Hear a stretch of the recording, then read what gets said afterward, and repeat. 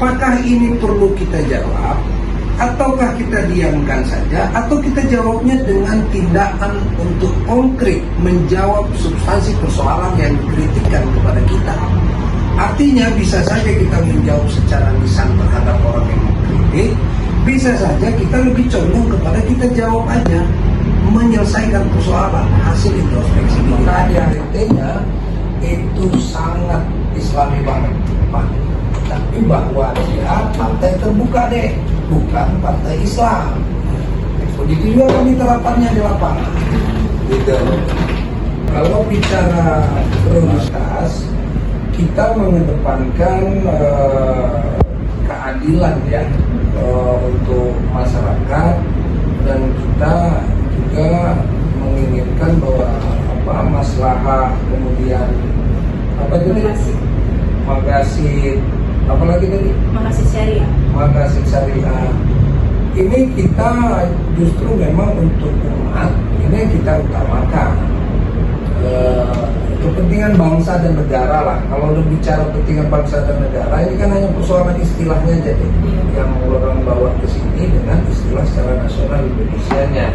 Tapi intinya bahwa hadirnya PAN ini ya untuk bangsa dan negara, tentunya untuk umat, itu yang kita kedepankan. Itu yang berkeadilan dan sejahtera. Itu inti hadirnya PAN ini. Itu dari kita sangat ingin berdampingan ya, kita menghargai perbedaan agama atau kaum minoritas yang di Lampung ini.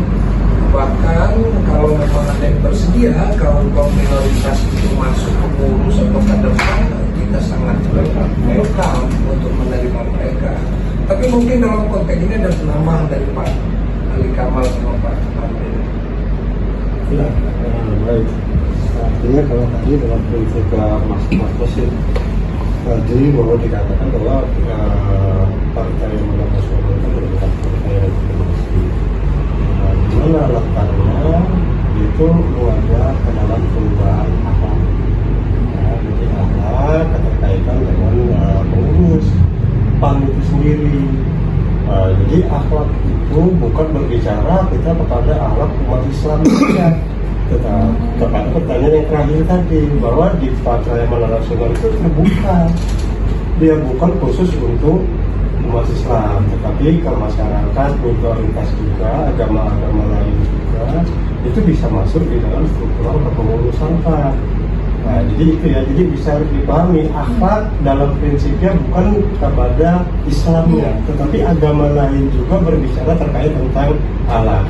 Dan akhlak itu juga kan ada berbicara terkait tentang etika, gitu kan? Etika juga di dalam etika itu juga ada prinsip sopan santun.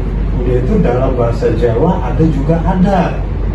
Ya, jadi itu belum tentu sama. Di mana tempatnya itu semuanya ada di dalam akhlak. Jadi kejawen pun dia menggunakan alat, tetapi di situ prinsipnya ada untuk orang Jawa. Jadi kan dalam berkomunikasi logat orang Sumatera Utara, Medan, logatnya keras. Ketemu dengan orang Jawa, gitu kan? Oh ini nggak beradab nih orang. Iya kan? Makanya PAN melihat dalam prinsip konstitusi itu karena yang tersebut, maka akan menimbulkan resonansinya tidak kepada Islam saja. Tetapi memang dalam prinsip di dalam PAN juga selain dari Pancasila, di situ Islam juga merupakan partai religi. Ya, tetapi sebetulnya cukupnya bukan religi kepada poin Islam, bukan. Itu karena terkaitnya tadi kepada anak dan kita mengakomodir masyarakat minoritas arti kata agama yang ada di Indonesia ini. Nah, jadi terbuka banyak loh, mungkin yang senior ini paham. Ada pengurus DPP juga pusat yang bukan Islam. Ada juga yang anggota dewan dari PAN itu juga bukan Islam, ada.